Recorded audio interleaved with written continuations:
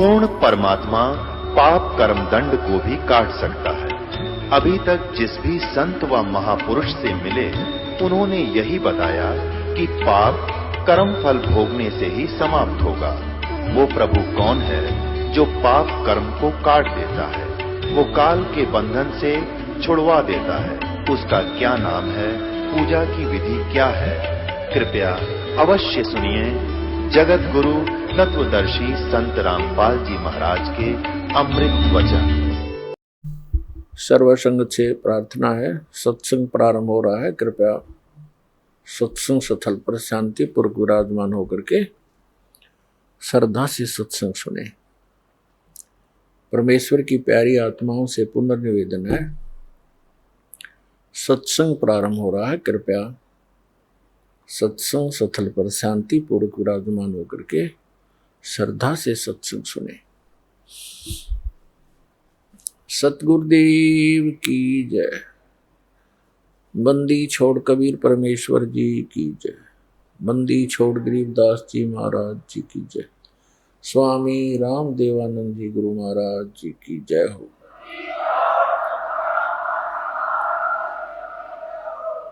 गरीब नमो नमो सतपुरुष को नमस्कार। गुरु की नहीं सुर नर मुनि जन साधुआ संतों सर्वसदी नहीं। सतगुरु साहेब संत सब डंडो तुम प्रणाम। आगे पीछे मत हुए तिनको जहाँ कुर्बान। नराकार निर्विषम काल जाल भय व्यंजनम निर्लेपम निज निर्गुणम। अकल अनुपवेशोन्दुनम सोहम सुरति समाप्तम सकल समाना निर्तल। उज्ज्वल हिरंबर हरदमम बेपरवा अथा है वार पार नहीं मध्यतम। गरीब जो सुमरे सिद्ध होई गणनायक गलता ना। करो अनुग्रह सोई पारस पद परवाना। आदि गणेश मनाऊं गणनायक देवन देवा। चरण कमल लो लाऊं आद्यंत करूं सेवा। परम शक्ति संगीतम रिद्धि सिद्धि दाता सोई। अवगत गुण अतीतम सत्य पुरुष निर्मोही। जगदम्बा जगदीशम मंगल रूप मुरारी। तन मन अर्पों शीसम भक्ति मुक्ति भंडारी। सुर नर मुनि जन ध्यावे ब्रह्मा विष्णु महेशा। शेष सहस मुख गावे पूज्य आदि गणेशा। इंद्र कुबेर सरीखा वरुण धर्म राय ध्यावे। समर्थ जीवन जी का मन इच्छा फल पावे। 33 कोटि अधारा ध्यावे सहस 88। उतरे बहुत जल पारा कट है यम की फांसी। 33 कोटि अधारा ध्यावे सहस 88। उतरे बहुत जल पारा कट है यम की फांसी। कर जोड़ूं विनती करूं धरूं चरण पर शीश। गुरु जी राम देवानंद जी महाराज ने दियो नाम बख्शीश। कोटि कोटि सिजदा करूं कोटि कोटि प्रणाम। चरण कमल में राखियो मैं बांधी जाम गुलाम। कुत्ता हूँ गुरुदेव का रामपाल दास का नाम। गले प्रेम की जेवड़ी जाखे चोभा जाऊं। तो करो तो बावड़ो दूर दूर करो तो जाऊं। ज्यों राखो त्यों ही रहूं जो देवो सो खाऊं।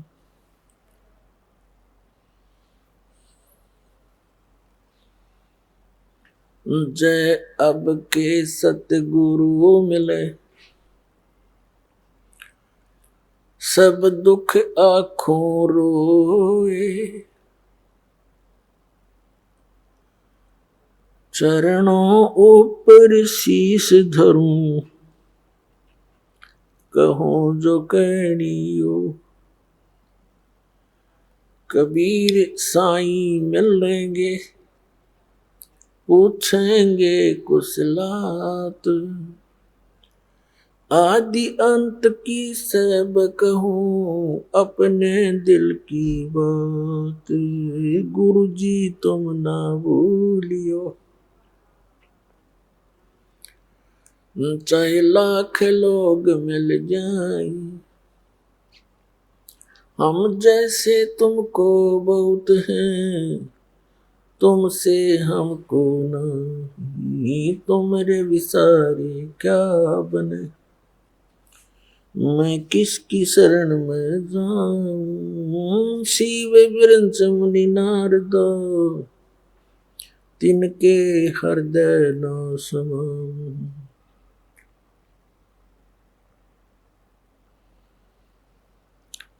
सूरत करो मम साइया, हम हैं भव जल माही। आप ही बह जाओगे जो तुम न पकड़ोगे बाँ। हे बंदी छोड़ दयाल जी,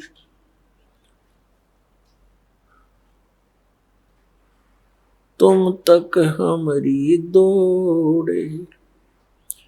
जैसे काग जहाज का अब सोहजत और न ठोरे।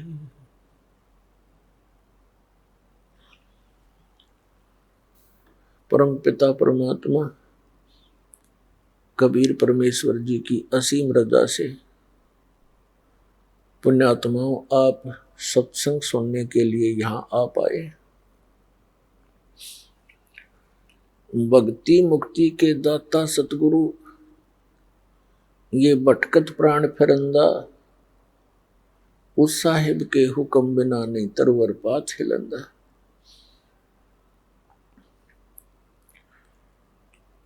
पुण्यात्माओं इस काल के इंद्रजाल को परमात्मा ने आके स्वयं बताना पड़ा, क्योंकि इस काल भगवान ने यहां पर बहुत अज्ञान फैला दिया और दुनिया भर के ये नकली संत तैयार कर दिए जो केवल लोक वेद सुनाते हैं, उनका कोई सदग्रंथ आधार नहीं रहता। जिस कारण से ये प्राणी इन कष्टों को झेलना, जन्म और मृत्यु का ये कष्ट उठाना, इसको एक परंपरा मान चुका है और इसी में संतुष्ट हो चुका है। अधिकतर संतों का भी यही अपना विधान है कि जन्म मृत्यु ये तो होती ही रहेगी। परमेश्वर ने स्वयं आकर हमें जानकारी दी, वो हम सभी आत्माओं के सृजनहार हैं, वो हमारे परम पिता हैं, वो हमारे जनक हैं। कबीर भगवान, कबीर अल्लाह, कबीर जुलाहा, कबीर धानक जो काशी में बनारस में आए थे, ये स्वयं परमात्मा है। ये परम अक्षर ब्रह्म है, ये सत्य पुरुष है, यही अकाल मूर्त है, यही शब्द स्वरूपी राम है। अब अपने उस निज स्थान की जानकारी परमात्मा ने स्वयं आकर देनी पड़ती है, क्योंकि यहाँ का जो राजा है, यहाँ का जो मालिक है, स्वामी है, ईश है, ये काल है। इसको श्राप लगा हुआ है 1 लाख मानव शरीरधारी प्राणियों के सूक्ष्म शरीर को तपत शिला पर भून कर उससे निकले हुए गंध को खाता है।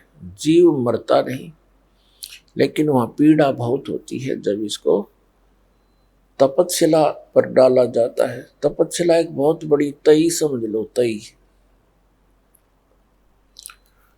तवे होते हैं, बड़ी बड़ी तई होती हैं, भट्टियों पर रखते हैं। ऐसे एक पत्थर की शव अपने आप जल रही है और उसमें इतनी हीट है, इस प्राणी को वहां डाला जाता है सूक्ष्म शरीर में, तो ये बहुत बुरी तरह तड़पता है। इस प्राणी ने इस स्थूल शरीर के माध्यम से आजीवन जितने भी विकार किए हैं, जैसे भी दुर्व्यसन किए हैं, चटपटे आहार किए हैं, भोजन फल फ्रूट खाए हैं, इनका एक अंश सूक्ष्म शरीर के ऊपर लिप्त हो जाता है। अब आप देखते हो प्रत्येक प्राणी कोई ना कोई विकार कर ही रहा है। कोई सिगरेट पीता है, कोई भांग पीता है, कोई शराब पीता है। चटपटे आहार करना इस मन का एक स्वभाव है। ये मन उस काल का एजेंट है। निराकार समझो, वो काल जो है, उसी काल तो साकार है, उसी की ये एक, इस काल को समझ लो, मन को भी काल ही समझो। और ये वो सब क्रियाएं कराता है जो जिनकी इसको आवश्यकता है, और साथ में इसका एक और उद्देश्य रहता है कि ये ऐसे कर्म ना कर ले ये प्राणी जिससे इसको पुनः मनुष्य जीवन शीघ्र मिल जाए। काल को भय बना रहता है कि जब इस प्राणी को मनुष्य शरीर होता है तो उस समय ही कोई ऊपर से शक्ति आती है, परमात्मा की भेजी हुई, और वो यहाँ सबको ज्ञान देता है। मनुष्य जीवन में होंगे तो ये ज्ञान ग्रहण कर सकेंगे, अन्य पशु पक्षियों की योनि में होंगे तो ये भटकते रहेंगे। फिर मानव शरीर प्राप्त प्राणियों को ये इतना भ्रमित करवा देता है कि जब वो समय आता है उस परमात्मा के यहाँ प्रकट होने का, या अपना कोई दास भेजता है अपना रिप्रेजेंटेटिव बना के, उस समय तक ये काल प्रत्येक मानव को अज्ञान से आंट देता है और बकवादों से भर देता है, बुराइयों के इतने आदी बना देता है कि जिस समय परमात्मा का ये समय आता है, मोक्ष टाइम जिसे कहते हैं, मोक्ष समय, तो उस समय तक ये ऐसा कंडम कर देता है इस मानव को, प्राणी को। या तो ये भक्ति चाहता नहीं, अन्य बकवादों में लगा रहता है, राजनीति में, बड़ी पोस्ट प्राप्त करने के लिए स्टडी में, और फिर सारा जीवन जोड़ के एक कोठी और करके 10-20 लाख रुपए बैंक में आप मर जाता है। आप गधा बना फिरता है और बैंक के बैलेंस ने पता नहीं कौन बरतता है। तो ये चाहता है कि कोई भी प्राणी उस समय भक्ति योग्य ना रहे। अब जो पुण्यात्माएं पिछले जन्म जन्मांतर से परमात्मा की भक्ति करते आ रहे हैं और उनको मनुष्य जीवन भी मिलता आ रहा है, कुछ एक ऐसे नियम हैं, कुछ ऐसी परमात्मा की भक्ति के कुछ अंक होते हैं, उनके कारण एक मानव को 10, 20, 50, 100 भी कंटिन्यूस मनुष्य जीवन मिल सकते हैं। और उन मानव शरीर के अंदर यदि परम संत मिले नहीं तो कोई आंट नहीं सकता। पृथ्वी रोज सूर्य उदय हो रहा है, अस्त हो रहा है, और उदय हो रहा है, अस्त हो रहा है, अरबों वर्ष बीत के चलता रहेगा, फिर ठा होगा इसका। तो जब तक इसके पूर्व जन्म की संस्कार इसके साथ रहते हैं प्राणी का, तो इसकी बैटरी चार्ज होती है इन्वर्टर की, समझ लो, इस जीव के पुनों के कारण ये भक्ति युक्त रहता है। वो भक्ति संग्रहित होती है इसकी पूर्व जन्म जन्मांतर की, और फिर वो 2 जन्म उसके हो गए, 3 हो गए, 4 हो जाएंगे, 10 हो जाएंगे, 50 हो जाएंगे, और फिर उस मानव जन्म में कभी उसको कोई परम संत ना मिला, फिर से चार्जर लगा नहीं, तो फिर वो 84 लाख योनियों में चला जाएगा। तो वो पुण्यात्माएं जो मानव शरीर से तुरंत आए हैं, वो स्त्री हैं या पुरुष हैं, मेल हैं या फीमेल हैं, वो परमात्मा की भक्ति के बिना रह नहीं सकते। उनको परमात्मा की एक विशेष कसक बनी ही रहती है, जिसके कारण वो जैसा भी जिस परंपरा में जिस भी मजहब धर्म में उसका जन्म होता है, अपनी परंपरागत उन क्रियाओं में भी वो शीघ्रता से लग जाता है।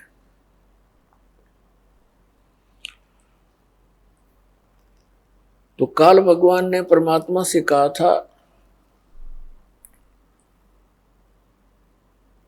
जब परमेश्वर प्रथम बार इस काल के लोक में आए थे, इसने परमात्मा के साथ, क्योंकि परमेश्वर कबीर जी अपने पुत्र का रूप बना कर आते हैं, कभी ज्ञानी का, कभी सहजदास का, कभी जोगजीत का, तो वो ये सोचता है कि ये मेरे भाइयों में से ही है, क्योंकि ये भी काल भी परमात्मा का ही पुत्र है। हम सभी उसी के बच्चे हैं, चाहे कोई चींटी है, हाथी है, शेर है, बगेरा है, गवेरा है, राजा है, रंक है, किसी भी मजहब धर्म में जन्मा है। लेकिन जो बच्चे निकम्मे हो जाते हैं वो तो निकम्मे ही होते हैं, अच्छे बच्चे वो अच्छे ही होते हैं, फिर भी होती संतान ही है। तो इस काल ने परमात्मा को अपना बड़ा भाई जानकर उसके साथ विरोध किया कि तू यहां कैसे आ गया जोगजीत। उसको ये भी डर रहता है कि हो सकता है कोई परमात्मा का संदेश लेकर आया हो, कोई आदेश हो। कहा तो आदेश है परमपिता का, पहले मुझे वो सुना और फिर तुझे तेरी पिटाई करूंगा मैं, क्योंकि मैंने तेरे से वहां प्रार्थना की थी कि मुझे इस लोक सतलोक से निकाल मत। तूने मेरी एक नहीं सुनी थी, मुझे वहां से निकाल दिया था। अब तू मेरे लोक में कैसे आ गया? अब मैं तुझे गढ़ूंगा। तब परमात्मा अपने पुत्र जोगजीत के रूप में खड़े थे। इससे कहा कि सुन ले आदेश परम पिता का, मैं क्या उद्देश्य लेकर आया हूं। मैं नीचे तेरे संसार में जाऊंगा और परमात्मा की जानकारी कराऊंगा। तूने परमात्मा का नाम और निशान मिटा दिया, तू खुद भगवान बन बैठा नालायक, तने शर्म नहीं आती। इन भोली आत्माओं ने गलती की, तेरे ऊपर आसक्त होकर तेरे साथ आ गए, फिर ऐसी दुर्गति किया करते हैं। कोई गधा बना दिया, कोई गधी बना रखी, कोई कुत्ता, कोई सुअर, सुअरी गंद में लेट रहे हैं, क्या खा रहे हैं। मैं नीचे जाऊंगा, परमात्मा का आदेश है, और सबको बताऊंगा कि ये भगवान नहीं है जिसको तुम भगवान जानकर पूज रहे हो। ये काल है, ये तुम्हें खाता है, तेरी पोल पाड़ का आऊंगा। तब इसने सोचा ये तो मेरा नाश करने आ गया, मेरी खेती उजाड़ेगा। तो इस काल ने परमात्मा को जोगजीत समझ के उसके ऊपर ऐसे झपट्टे जैसे अभी मार डालेंगे। परमात्मा ने अपनी प्यारी आत्मा धर्मदास जी को ये ज्ञान देते हुए कहा कि धर्मदास जी, जिस समय उस काल ने मेरे ऊपर अटैक किया, आक्रमण किया, मैंने सतनाम का सिमरण कर दिया। पुण्यात्मा, वो परमात्मा हमें भी सतर्क करना चाहते हैं कि जो प्यारी आत्मा परमात्मा की शरण में आ गए और उनके ऊपर कोई किसी प्रकार की कोई आपत्ति आती है, चाहे कोई दैविक है, चाहे कोई जंतर मंत्र किसी का है, चाहे कोई घाल भी घाल देता है, और आपने उपदेश प्राप्त है तो उस समय अपना श्वास का सिमरण शुरू कर दे। जिसको प्रथम मंत्र प्राप्त है तो प्रथम मंत्र का ही जाप शुरू कर दे, किसी और की आशा नहीं करे कि वो मेरी रक्षा करे। परमात्मा ने बताया कि धर्मदास, मैंने सतनाम का सिमरण कर दिया और काल ऐसे कंडम हो गया, ऐसा झटका लगा इसको जैसे पक्षी की पंख कट जाती हैं, पंख उनके कटने के बाद वो जमीन पर पड़ा पड़ा तड़प रहा होता है, वो ऐसा ही हो जाता है। ऐसी दशा होगी इस ज्योति निरंजन काल की।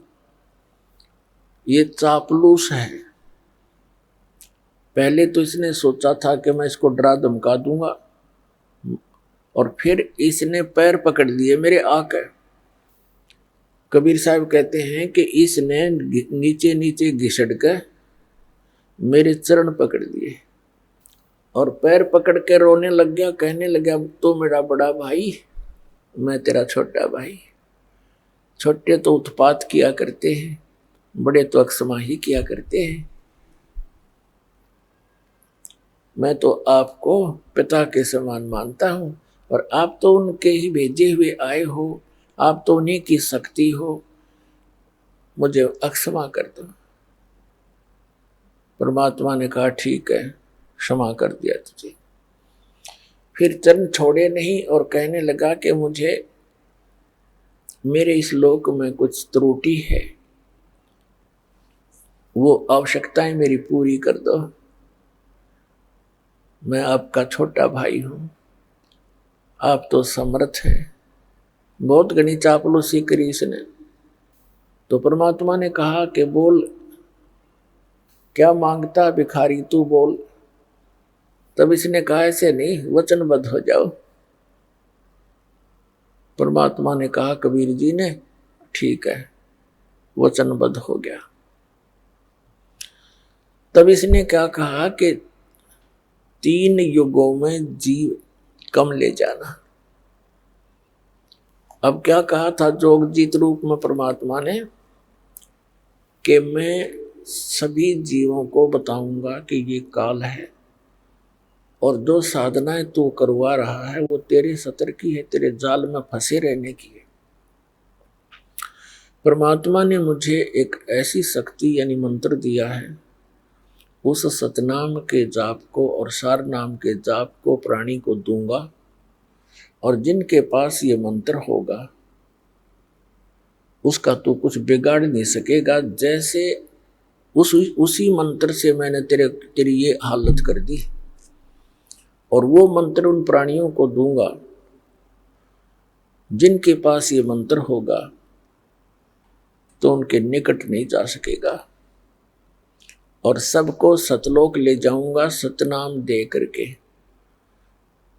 तो इसने फिर प्रार्थना की कि 3 युगों में जीव कम ले जाना। चौथा युग जब कलयुग आवे, तब तो शरण जीव बहु जावे। ऐसा वचन हर मोय दीजे, तब तुम संसार गवन संसार ही कीजिए। तब परमात्मा ने कहा, ठीक है। और दूसरा ये कहा था कि आप बलपूर्वक ना ले जाना, आप अपना ज्ञान देना, आपके ज्ञान को जो स्वीकार करे वो आपका हो, आपकी मर्यादा में रहे वो आपका हो, और आपकी मर्यादा में नहीं रहे और हमारे ज्ञान को ग्रहण करे तो वो हमारा ही हो, उसको बलपूर्वक ना ले जाना। परमात्मा ने कहा, ठीक है भाई, तथास्तु।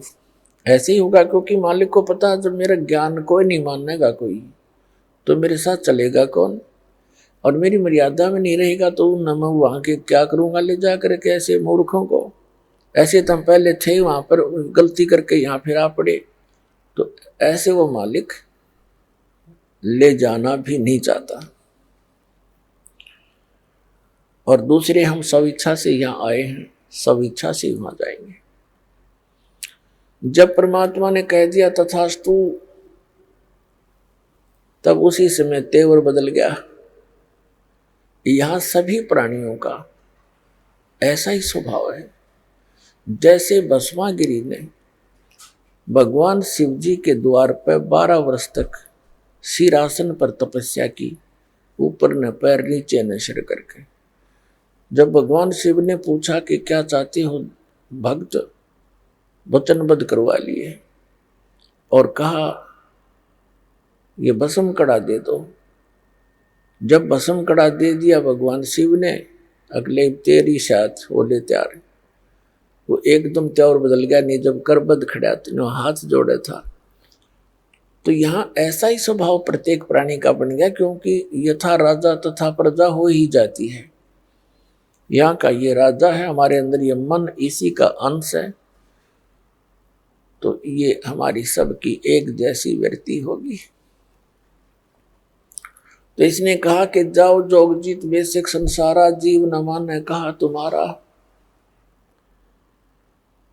जीव तुम्हारा कहा न माने, हमारी ओढ़ हो बाद बखाने।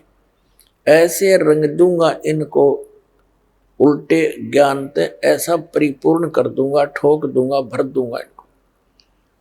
जब तुम जाओगे चौथे युग में, कल युग में, तो उस समय तक तो ये भक्ति योग्य छोड़ूंगा कौन ही इनको, या तो नास्तिक बना दूंगा या विकारी बना दूंगा, फिर अन्य पूजाओं पर लगा दूंगा अपने दूत भेज गए। 12 पंथ करूं मैं साजा, नाम तुम्हारा ले करूं आवाजा। 12 पंथ नाम जो ले ही, सो हमरे मुख आन समूही। और अनेक पंथ चलाऊं, या विद जीवों को भरमाऊं। तीर्थ व्रत जप तप मन लाऊं, और देवी देवल धाम पुजवाऊं। ये नरे तीर्थ बनवा दिए, नरे धाम बनवा दिए, और ऐसा पाठ पढ़वा दिया नकली संतों, ऋषियों, महर्षियों, आचार्यों और शंकराचार्यों द्वारा कि तीर्थों की पूजा कर, धामों पर माथा टेक कर कल्याण हो जाएगा।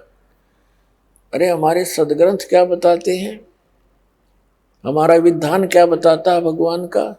पवित्र चारों वेद, पवित्र श्रीमद् भगवद गीता, और पवित्र वो सच्चिदानंद घन ब्रह्म की वाणी, कबीर वाणी, ये विधान है परमात्मा का। तब परमात्मा ने कहा था कि काल जब कलयुग बीत जाएगा 5500 वर्ष, उस समय हम जाएंगे वहां पर, और तेरे सभी पंथों को मिटा करके एक बना दूंगा। मेरे बच्चों को जो तूने डिवाइड करवा दिया होगा उस समय, क्योंकि सतयुग त्रेता द्वापर तक अन्य कोई धर्म मजहब नहीं था।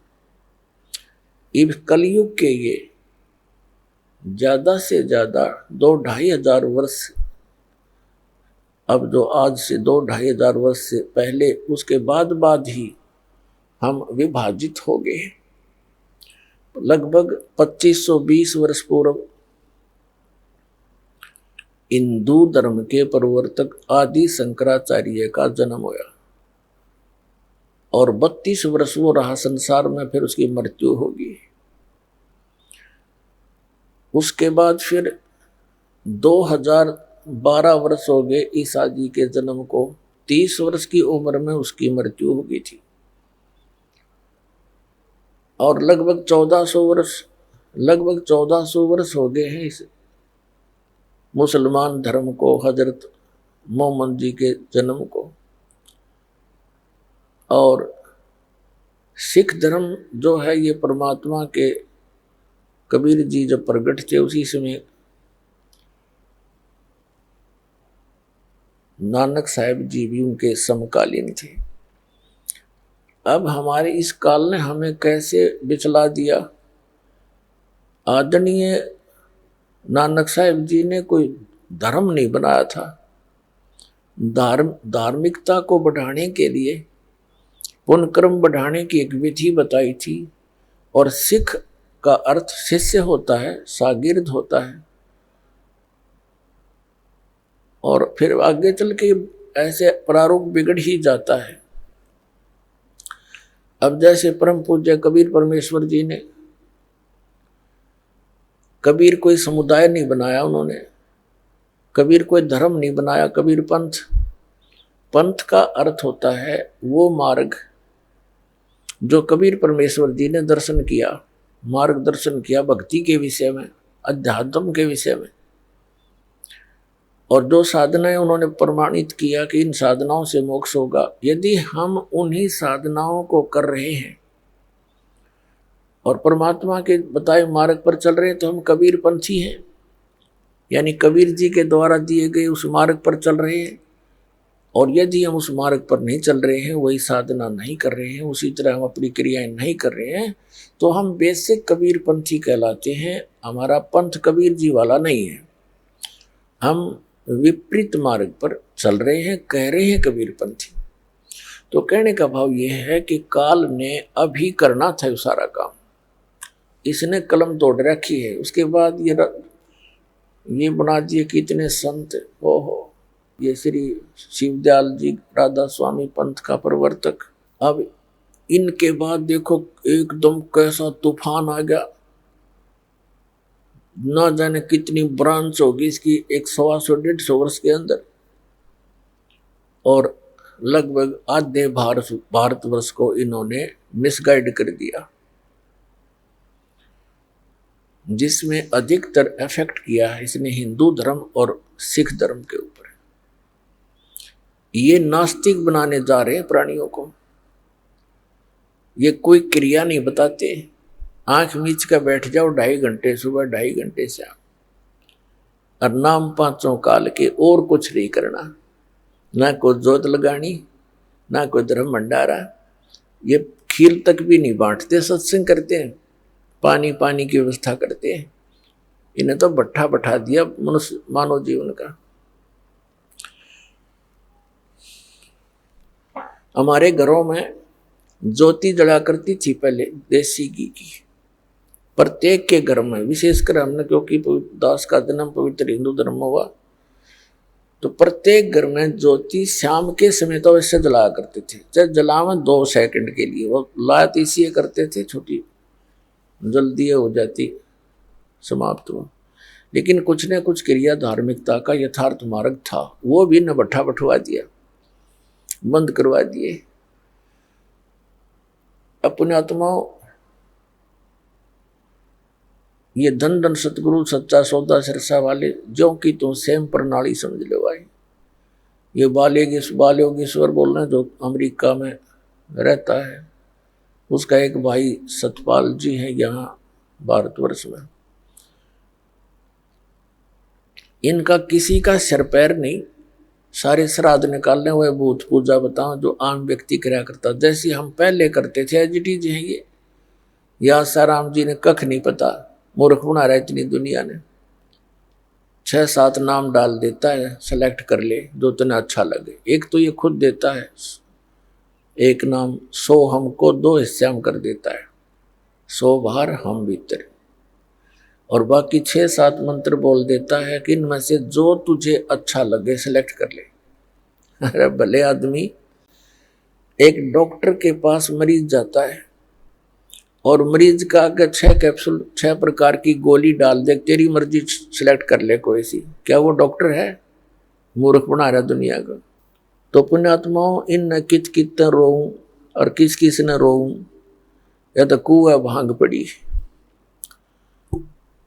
परमात्मा कहते हैं कबीर ये माया अटपटी सब गट आन अड़ी, और किस किस न समझाऊं, या कुआ भांग पड़ी। अपने आत्माओं, आपके रूबरू जिस भी संत महंत आचार्य शंकराचार्य का इतिहास दिखाया है, इनके पास कख नहीं पाया, कख भी कैख है भी नहीं इनके पास भक्ति का। और ये बोले श्रद्धालुओं को कितनों को गुमराह किए बैठे हैं।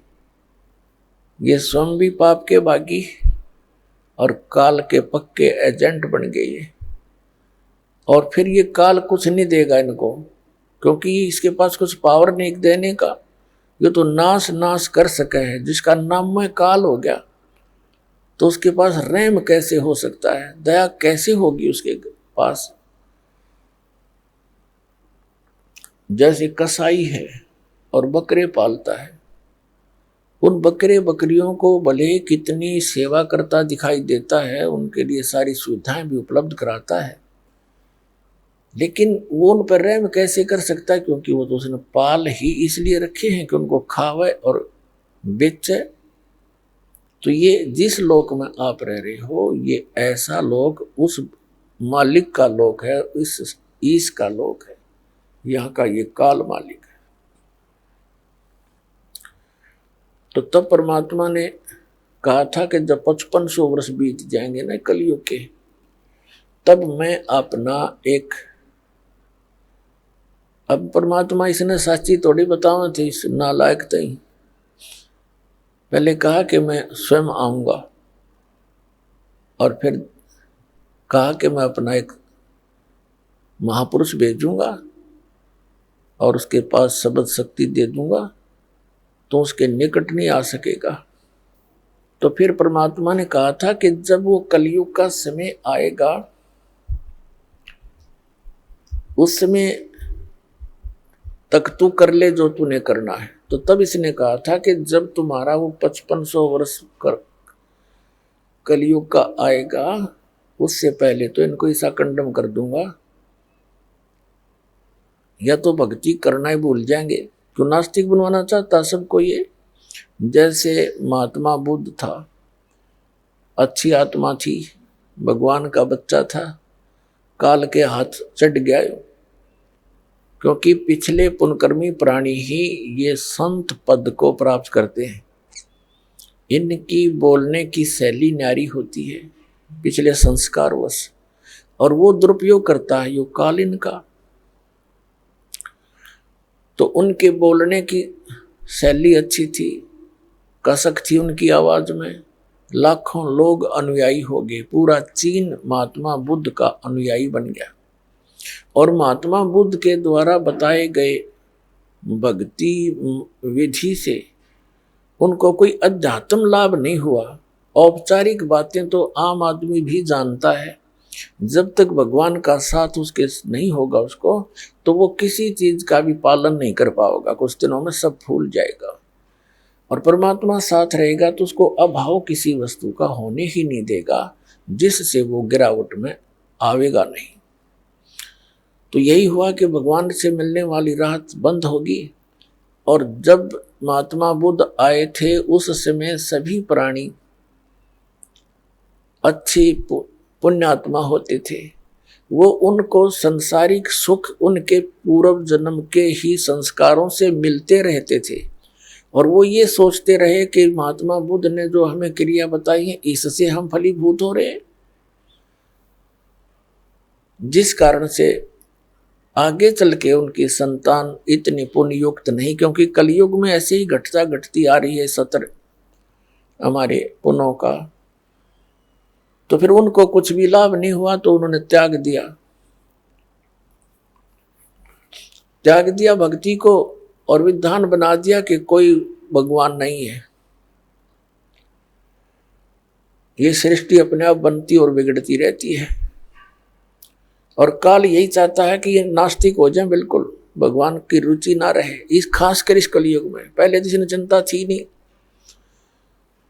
तो पुण्यात्माओं, ये जितने भी राधा स्वामी पंथ, जय गुरुदेव पंथ, सतपाल और बालयोगेश्वर का पंथ, और ये आसाराम, और ये जितने भी सुधांशु जी का पंथ, ये कृपालु कृपुलु, और ये सारे काल के एजेंट हैं। इनके द्वारा बताए गए भक्ति मार्ग से किसी को भी लाभ नहीं हो सकता। और कुछ दिनों में ये पूरा मानव ये नास्तिक हो जाना था, ये सत्कर मान लेना। अब जैसे राधा स्वामी पंथ के प्राणी जो 30-30 वर्ष, 20-20 वर्ष, 10-10 वर्ष वहाँ साधना कर किया करते थे और वहाँ उनको सुख होते थे और बताते थे, जो गुणगान करते थे, गुरुजी आज हमें ये लाभ हो गया, गुरुजी आज हमें ये लाभ हो गया। और ईब उनकी 92 होगी।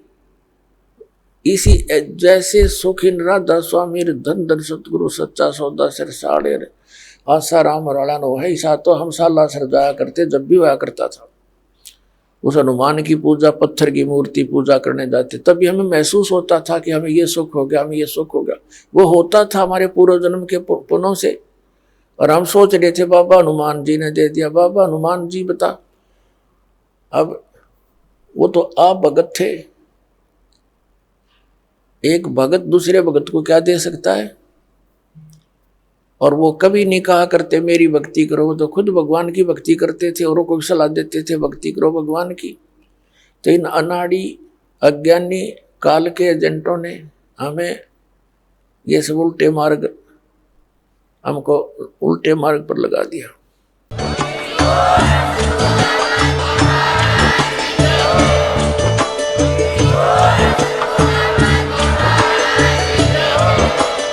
आप सुन रहे थे जगत गुरु तत्वदर्शी संत रामपाल जी महाराज जी के मंगल प्रवचन। अधिक जानकारी के लिए विजिट कीजिए हमारी वेबसाइट www.jagatgururampalji.org। संत रामपाल जी महाराज जी के शुभ आशीर्वाद से पूरे विश्व भर में 500 से भी ज्यादा नाम दीक्षा केंद्र हैं, जिन पर संत रामपाल जी महाराज जी द्वारा ऑनलाइन निशुल्क नाम दीक्षा दी जा रही है। अपने नजदीकी नाम दीक्षा केंद्र का पता करने के लिए संपर्क करें 8222880541।